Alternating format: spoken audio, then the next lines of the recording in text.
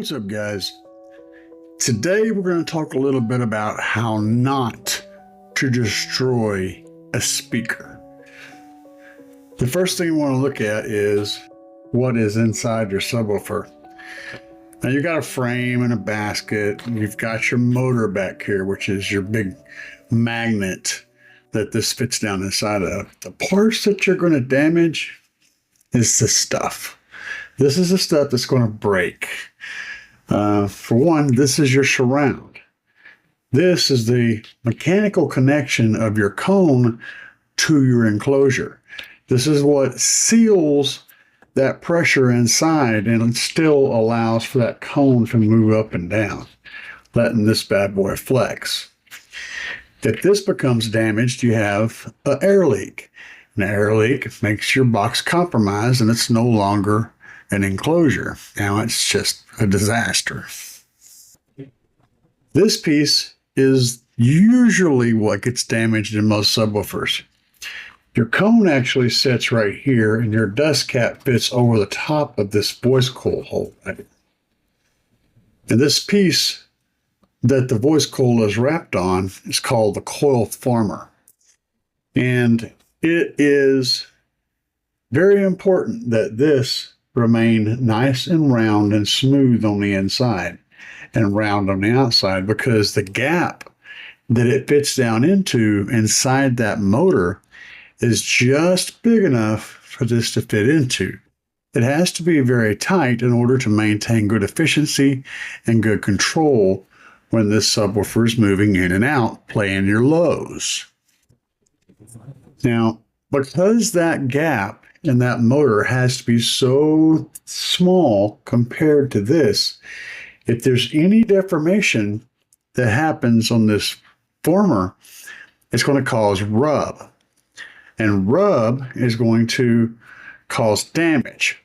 So let's talk about some of the things that you don't do if you're trying to keep your subwoofer healthy.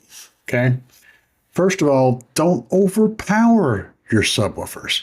A lot of people are going to tell you, hey man, I run 5,000 watts on this 1,500 watt sub, blah, blah, blah, blah, blah.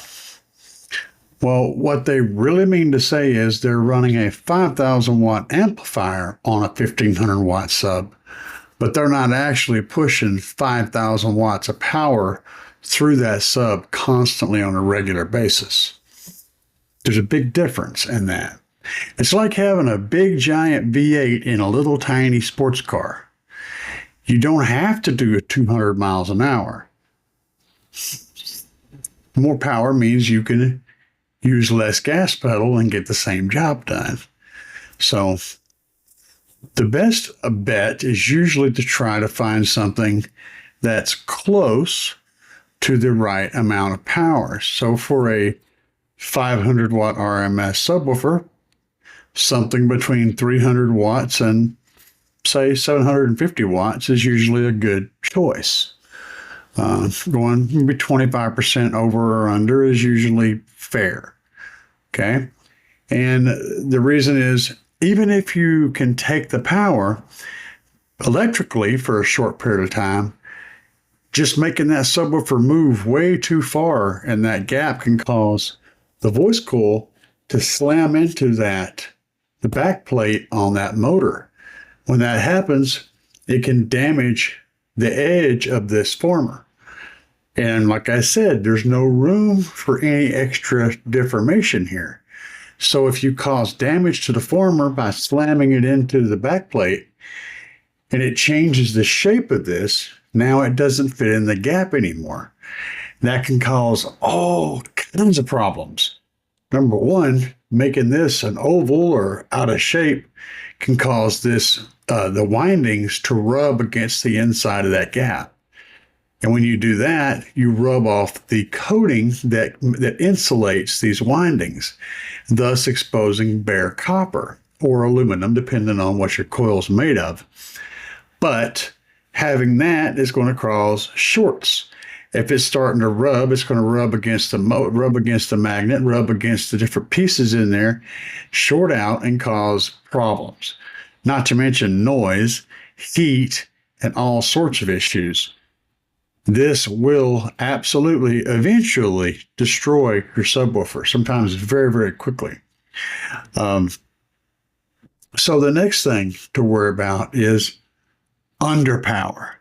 You don't want to severely underpower your subwoofer. If you're using an amplifier that's too small for that subwoofer, there's a real good chance you're going to be turning that gain knob up far into clipping, far past where it should be, trying to get every little bit of power out of that underpowered amp that you possibly can, even if that power is dirty.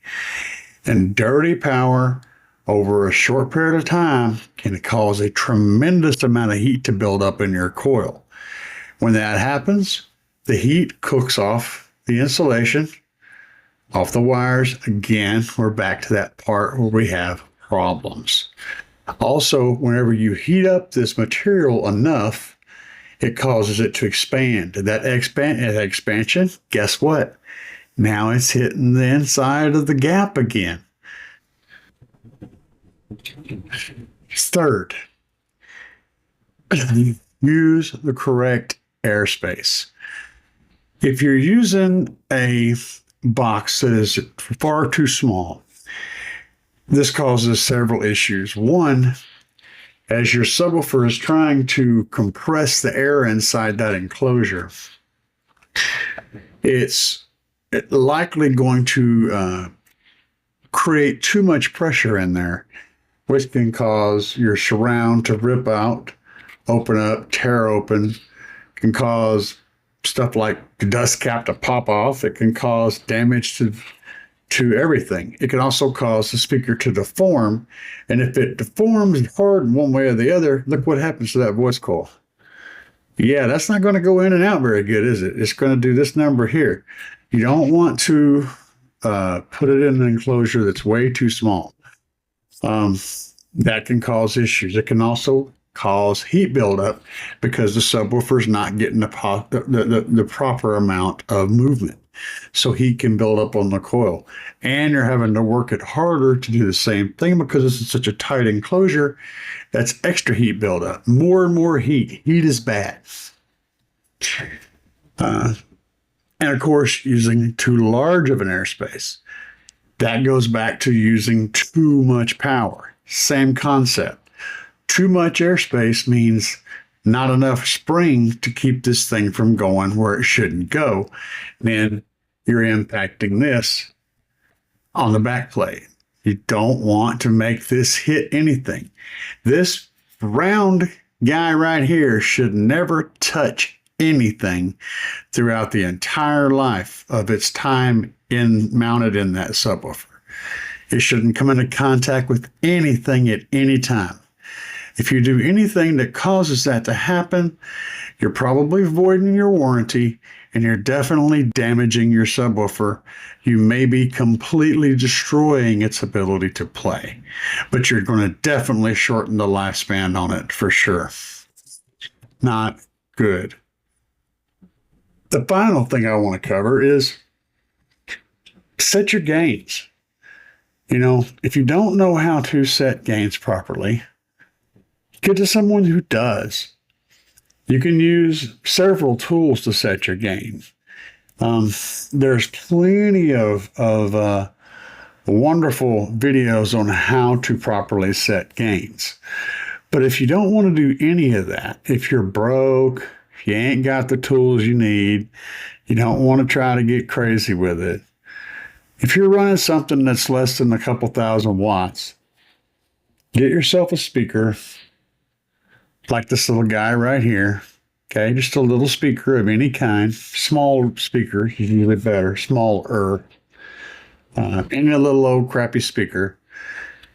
Get a capacitor from a blown tweeter that you've got laying around and attach it to one of these leads, and then you put two wires on it. One of them goes through the capacitor, so you got one wire on the lead, one wire on the capacitor attached to the lead. Hook those guys up to your outputs on your amplifier, okay, that you're trying to set gains on. Get your volume set at 3/4 volume or so on your stereo, wherever it's clean at. And then go back to your amplifier, get this speaker up at your ear, start turning the gain up. When you start hearing an odd noise coming through this speaker, back the gain back down until that noise goes away. What you're hearing is the clip signal, which makes it pass that filter, that capacitor filter. You're hearing that clip signal start to play.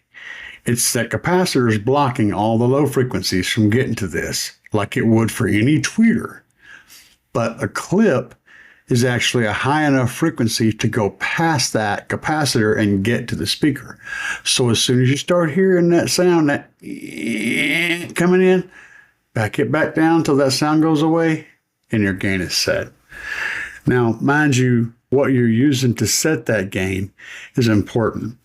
Most people like to use a 40 hertz test tone, and that's fine. There's also plus and negatives, 5 dB and all that. The main thing is set your gain with the loudest thing that you're ever going to play. So this is what I do.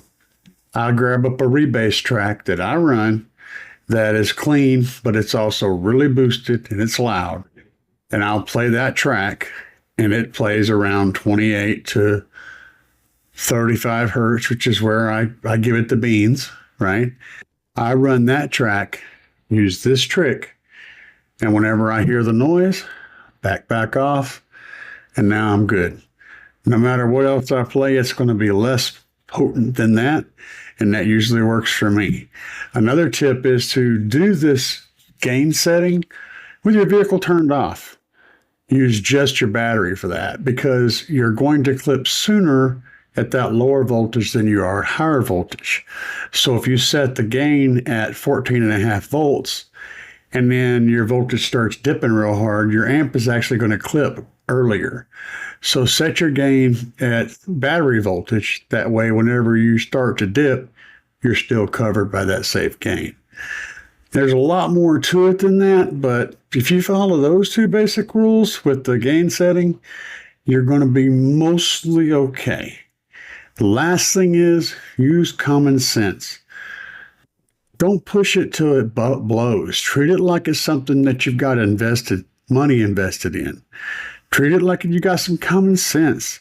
You know, if you've rocked out a song real hard, back off, give it 30 seconds to cool off before you hit it again. You know, treat it with some respect. Anyways, those are my tips for how to not blow a subwoofer. And if you guys have any more tips, be sure and put them down in the comments, because there's always people out there that need to know these things. You know, it's a hobby, and there's been a lot of people have spent many years learning hard-learned experience and knowledge. And I just try to gather that up and share it with everybody. So if you guys appreciated that, be sure and hit that subscribe button down below. Leave comments. And if you need to shop for car audio gear, use the links I have down below, especially the one over to Big Jeff Audio. Got a discount code for that one too. Thanks, guys. Peace.